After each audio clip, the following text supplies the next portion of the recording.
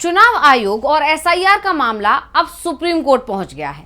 India गठबंधन में शामिल 23 दलों की तरफ से सीजेआई को पत्र लिख दिया गया है और उनसे इस मामले में तत्काल हस्तक्षेप की मांग की गई है, क्योंकि एसआईआर के नाम पर पूरा का पूरा लोकतंत्र ही खतरे में पड़ा हुआ है। और विपक्ष तो बार बार ये कहता ही है कि बीजेपी सरकार ने लोकतंत्र को खत्म कर दिया है, क्योंकि अब बीजेपी की तरफ से तय किया जा रहा है कि किसे वोट देने का अधिकार होगा और किसका नाम वोटर लिस्ट में रहेगा। यानी जो लोग बीजेपी विरोधी हैं उन्हें वोटर लिस्ट से गायब कर दिया जाएगा और जो बीजेपी के सहयोगी हैं उन्हें वोटर लिस्ट में शामिल कर दिया जाएगा। तो भारत में पैदा हुए और दशकों से भारत में रह रहे लोग अचानक कि विदेशी ठहराए जाने लगेंगे और एसआईआर के बावजूद एक एक मतदाता के नाम वोटर लिस्ट में कई जगह दर्ज दिखाई दे रहे हैं। और सबसे बड़ी बात यह है कि विपक्ष अगर सवाल उठाता है तो चुनाव आयोग जवाब तक नहीं देता, लेकिन अब चुनाव आयोग को विपक्ष के हर सवाल का जवाब देना ही होगा। जो भी धांधलियां हुई हैं उनका हिसाब देना होगा। विपक्ष कोई भी सवाल पूछेगा उसके जवाब से चुनाव आयोग बच नहीं सकता, क्योंकि मामला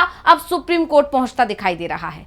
पूरे 23 विपक्षी दलों ने सीजेआई को एक पत्र लिखा है और उस पत्र में यह डिमांड की है कि चुनाव आयोग जो एसआईआर करा रहा है उस पर तत्काल प्रभाव से रोक लगनी चाहिए। न्यायिक हस्तक्षेप की मांग हो गई है विपक्ष की तरफ से। और क्या कुछ लिखा है इस पत्र में, इन सभी मुद्दों पर हम अपनी स्पेशल रिपोर्ट में करेंगे बात। और साथ ही सबसे बड़ी बात यह है कि पूरा इंडिया गठबंधन यानी डीएमके और आम आदमी पार्टी भी इस गठबंधन में साथ दिखाई दे रहे हैं। चुनाव आयोग के खिलाफ इंडिया गठबंधन पूरी तरह एकजुट दिखाई दे रहा है, इस पर भी चर्चा करेंगे। नमस्कार, मैं हूं अंशिता।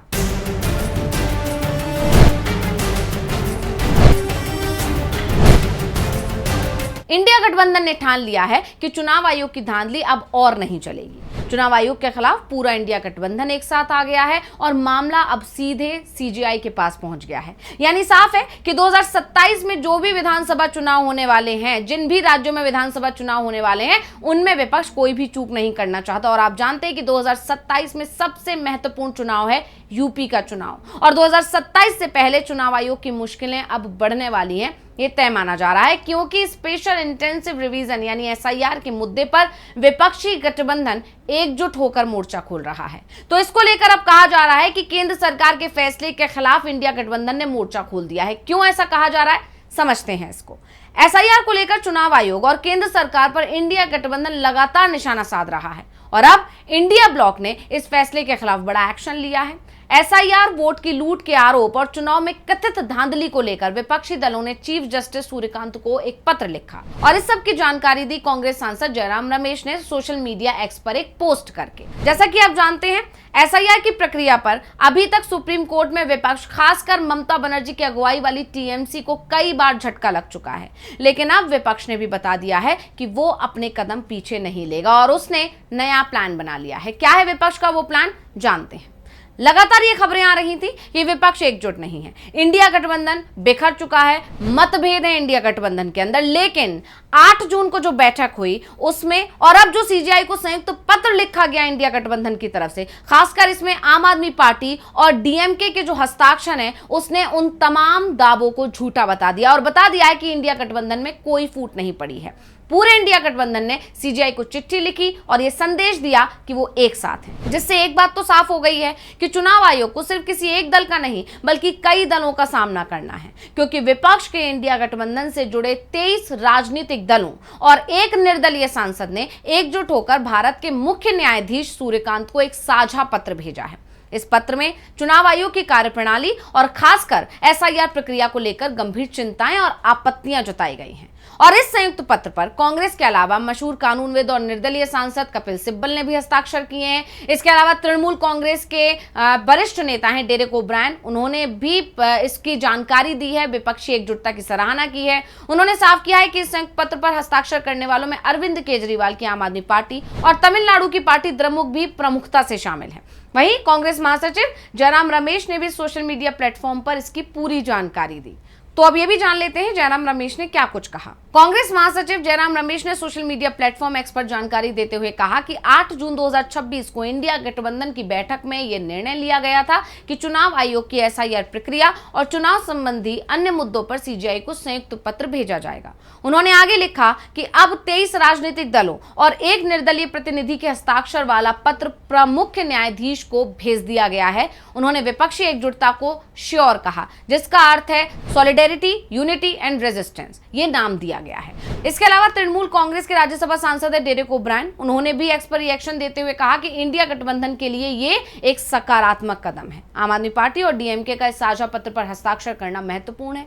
वहीं इस चिट्ठी के बारे में टीएमसी सांसद सागरिका घोष ने कहा कि 8 जून को 21 विपक्षी पार्टियां मिली और फैसला लिया कि जिस तरह से एसआईआर प्रक्रिया में बीजेपी के फायदे के लिए चालाकी की जा रही है, उसके खिलाफ मिलकर काम करेंगे। चुनाव प्रक्रिया से छेड़छाड़ की जा रही है और एसआईआर प्रक्रिया के माध्यम से बीजेपी के फायदे के लिए वोटिंग में छेड़छाड़ हो रही है। क्या कुछ बोली है सागरिका घोष, सुनिए। 21 opposition parties met on June 8th and the decision was taken that we would work unitedly against the manner in which the SIR exercise is being manipulated to benefit the BJP. Elections are being manipulated, the electoral process has been manipulated, voting is being manipulated to benefit the BJP through the SIR process. अब यहाँ एक सवाल ये भी उठता है कि पूरे इंडिया गठबंधन के जो नेता हैं, चाहे वो डेरेक ओब्रायन हो या फिर जो दूसरे नेता हैं वो सारे के सारे आम आदमी पार्टी और डीएमके का जिक्र इतना क्यों कर रहे हैं? तो आपको बता दें, ऐसा इसलिए क्योंकि इस मुद्दे पर डीएमके और आप का सपोर्ट मिलना राजनीतिक रूप से बेहद दिलचस्प है। ऐसा इसलिए क्योंकि दोनों दल हाल के महीनों में कांग्रेस की लीडरशिप वाले इंडिया गठबंधन से दूरी बनाए हुए हैं।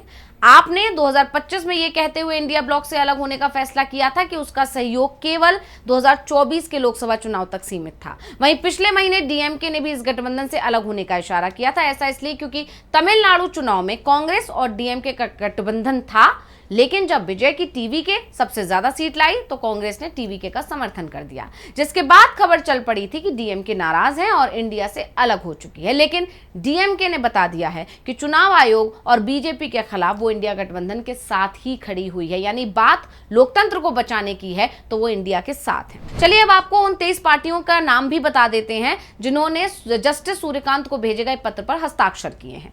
वो 23 पार्टियां हैं: भारतीय राष्ट्रीय कांग्रेस, भारतीय कम्युनिस्ट पार्टी मार्क्सवादी, भारतीय communist party, Samajwadi party, Trinamool Congress, राष्ट्रीय जनता दल, राष्ट्रवादी कांग्रेस पार्टी, शरद चंद्र पवार, शिवसेना, उद्धव बाला साहेब ठाकरे, द्रविड़ मुनेत्र कगजम यानी डीएमके, आम आदमी पार्टी, झारखंड मुक्ति मोर्चा, जम्मू और कश्मीर नेशनल कॉन्फ्रेंस, जम्मू और Kashmir people's democratic party, BCK और IUML, MDMK, RSP, Kerala Congress, Apna Dal, Agartala party, Apna Dal Kamerawadi, Agartala party, Awami national party, Kongunadu Makkal Desiya Kanchi यानी केएमडीके।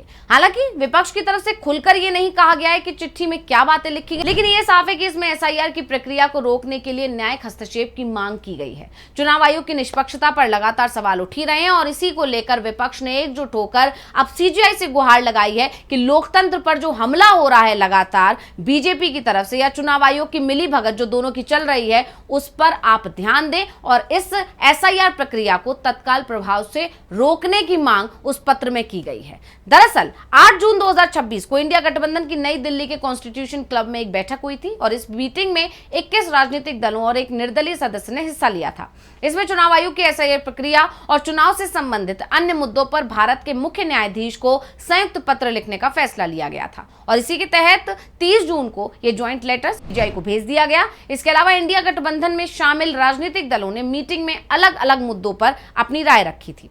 बैठक में 5 मुद्दों पर सहमति बनी थी जिन पर काम करने और आगे बढ़ाने का फैसला लिया गया था। इसमें वोटर लिस्ट में स्पेशल इंटेंसिव रिवीजन यानी एसआईआर, जांच एजेंसियों के गलत इस्तेमाल का आरोप, पेपर लीक पर शिक्षा मंत्री का इस्तीफा, महंगाई, बेरोजगारी और विदेश नीति पर सरकार का घेराव करना शामिल था और अब विपक्ष काम पर लग गया है। लेकिन सवाल यही है कि क्या फिर मजबूत होगा इंडिया गठबंधन? तो इसको लेकर जानकारों का तो यही कहना है कि इंडिया गठबंधन शुरुआत से ही मजबूत है, लेकिन लेटर पर डीएमके और आम आदमी पार्टी के हस्ताक्षर को विपक्षी एकजुटता की ओर एक बड़ा कदम माना जा रहा है।